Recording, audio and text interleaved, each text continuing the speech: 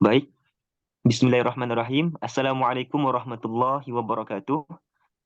Rabbi shrah li sadri wa yassir li amri wahlul 'uqdatam min lisani yafqahu qawli. Amma ba'du.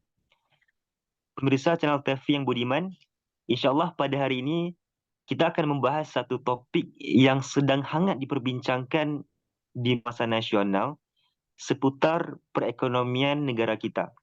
Kita akan bahas dalam pandangan Islam tentang kiamat makanan. Alhamdulillah telah hadir bersama kita pakar ekonomi Islam, spesialis dakwah ekonomi, Bung Yuwana Triutomo. Kita apa dulu Bung Yuwana? Iya, Bung Amir. Assalamualaikum. Waalaikumsalam warahmatullah. Bagaimana kabar Anda, Bung, hari ini? Alhamdulillah, sehat, Bung Amir. Harus sehat. Al harus sehat ya, Bung. Masya Iya, Allah. Baik, ini Bung Yuwana, ini ada sedikit berita menarik tentang kiamat makanan. Bagaimana tanggapan Anda, Bung, terkait dengan hal itu? iya. Terima kasih ya, Bung Amir.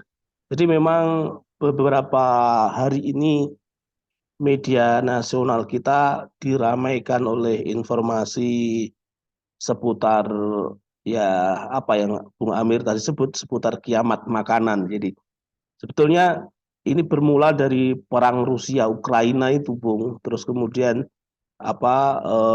dampak dari El Nino ya, El Nino atau kemarau yang panjang, kemudian gagal panen di India, di mana India merupakan negara pengekspor beras paling besar yang pasokannya sampai sampai ke Amerika, ke Singapura, termasuk beberapa ke Indonesia, meski di Indonesia tidak begitu berpengaruh karena eh, agraria di Indonesia masih bisa stabil.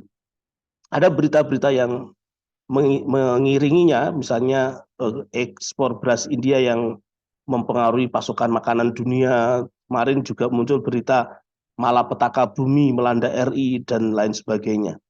Intinya, Bu Sri Mulyani, Menteri Keuangan kita, memperingatkan risiko kenaikan harga komoditas pangan pada semester kedua tahun ini karena dipicu oleh El Nino, kemarau yang sangat panjang itu. Pada paruh kedua tahun ini, kata beliau, akan sangat dipengaruhi ketidakpastian dari komoditas. Hampir mirip seperti 2022 kemarin, ditambah dengan El Nino menjadi sesuatu yang harus kita waspadai pada paruh kedua 2023 ini. Permasalahan ini akan berpengaruh terhadap Indonesia karena bahan pangan Indonesia masih dipengaruhi oleh produk pangan yang termasuk dalam Black Sea Grain Initiative seperti gandum hingga biji bunga matahari. Itu karena Juli lalu Rusia mengakhiri perjanjian untuk distribusi di Laut Hitam yang merupakan lalu lintas dari wheat termasuk sunflower itu. Sehingga berdampak juga termasuk minyak goreng ya, minyak goreng CPO yang berimplikasi langsung ke harga minyak goreng, sawit otomatis. Nah, fenomena global yang mempengaruhi dan merembes ke seluruh negara di dunia ini termasuk di Indonesia harus diwaspadai, kata Bu Sri Mulyani, Menteri Keuangan Indonesia. Nah, Iwani fillah rahmatullahi alaikum, yang pasti kerusakan-kerusakan yang terjadi yang harus kita waspadai ini sebetulnya ada dua. Apakah ini musibah, apakah ini fasad? Kalau menurut saya ini fasad akibat kapitalisme yang merajalela, akibat diterapkannya pasar bebas kapitalisme ini. Kenapa? Karena jelas sekali Al-Quran di surah Ar-Rum ayat 41, Zuharul fasadu fil barri wal bahri bima kasabat aydin nas liyudhiqahum ba'dalladzi amilu la'allahum yarja'un. Itu artinya eh, telah nampak kerusakan akibat kapitalisme ini di darat dan di laut akibat kapitalisme, akibat ulah tangan-tangan manusia, manusia yang rakus itu sehingga kemudian kerusakan itu terjadi karena kapitalisme, kerakusan manusia yang melampaui batas itu. Semuanya dikuasai padahal itu harusnya menjadi milik umum, misalnya sumber daya alam dan lain sebagainya. Nah, termasuk ancaman pasar bebas pada ketahanan pangan nasional ini. Itu ancaman pasar bebas itu jelas sekali, itu karena kerakusan kapitalisme. Karena itulah la'allahum yarji'un, ayatnya menjelaskan agar mereka kembali. Kembali artinya apa? Ke jalan yang benar, kepada jalannya Allah Subhanahu wa taala. Agar agar kerusakan, kefasatan, terus kemudian kelaparan, kemiskinan dan lain sebagainya yang diakibatkan kapitalisme itu hilang, maka harus kembali kepada Islam, harus kembali kepada diterapkannya syariat Islam. Dalam konteks ini adalah ekonomi Islam. Saatnya kita semua introspeksi diri, muhasabah ya. Bu Sri Mulyani ini kan juga muslimah juga kan.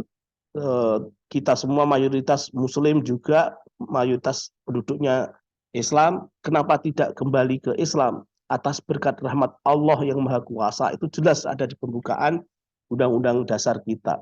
Nah, kalau kita kembali ke Islam, maka perlu kita melakukan proteksi ya, larangan impor beras dan proteksi pasar nasional dari gempuran pasar bebas itu, melindungi hasil panen petani lokal dan budidaya hasil pertanian, serta pemberdayaan usaha petani dengan pelatihan-pelatihan, skill teknologi untuk inovasi, intensifikasi pertanian, dan sebagainya. Insya Allah petani-petani Indonesia sudah terlatih ya, sudah siap untuk berjuang mempertahankan kedaulatan pangan dari serangan pasar bebas kapitalisme itu. Kita insya Allah bisa mandiri. Saat ini kemudian kita bisa menjadikan titik tolak harusnya untuk kebangkitan ekonomi Indonesia dengan syariat Islam. Begitu Bung Amir komentar saya terkait dengan kiamat makanan melanda dunia. Sebenarnya bukan hanya melanda Indonesia ya, melanda dunia. Saatnya untuk kembali kepada Islam itu. Terima kasih Bung Amir. Masya Allah. Terima kasih juga Bung Yuwana atas tanggapannya. Kami doakan semoga Bung tetap semangat dalam mendakwahkan ekonomi Islamnya. Amin, amin. Terima kasih Bung Amir. Demikian pemirsa channel TV yang budiman, pemaparan pakar ekonomi Islam menanggapi berita tentang kiamat makanan. Insya Allah semoga barakah. Warahmatullahi wabarakatuh.